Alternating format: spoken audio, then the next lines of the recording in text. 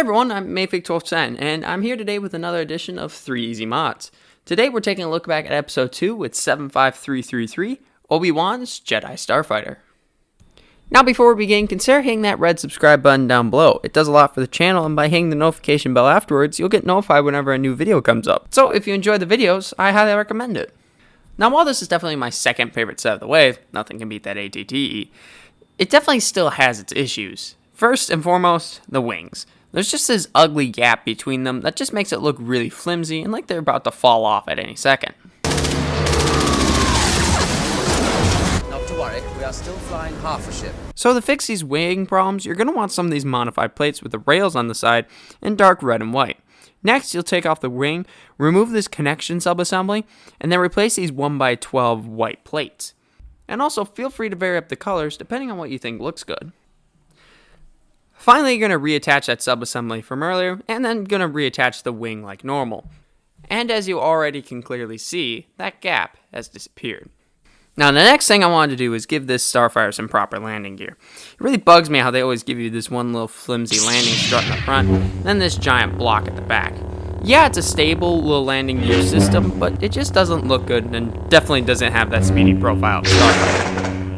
To fix this, remove that block assembly from the back of the ship, then detach the main engines. We'll have to modify those later. Then remove this large 2x10 white plate, getting into the connection points of the engines. Finally, remove these two front modified 1x1s with the axle receptors here. To build the landing gear itself, you're going to want to use these 3x3 wedge corner plates. Then add some modified hinges on top, which we'll cover with this 1x2 slope. We'll add another slope on a 1x1 plate here to make the design symmetrical, and then finally tie it all together with a cheese slope. You'll mirror this build for the other side using the exact same pieces. Next, you'll have to build these landing struts using some Technic cylinders. For one, build it with 2 of the receptor cylinders, while the other will be built with 1 of each kind, as you can see here.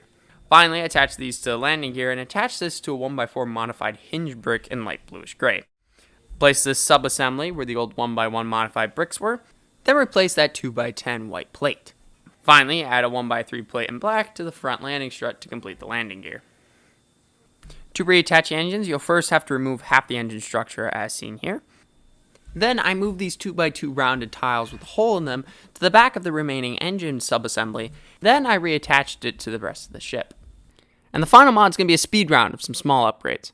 So first and foremost, replace the stud shooters with a little blaster build seen here. Next, to increase the accuracy of the cockpit, add some of these white wedge plates over the canopy just to give more of that accurate shaping to the Delta 7's cockpit area. And then finally, flip the model over and replace one of these clips on the bottom with this white bracket piece. Which clip piece is up to you, however the easiest way to do it is pop off that respective wing and then take off this small subassembly here. Then take off this slope piece here and replace the clip with the bracket. And with all the mods in place, here is Obi-Wan's upgraded Jedi Starfighter. Overall, I think the set looks much better. The wings now look very sleek and sturdy now that they're not having that giant gap in the middle.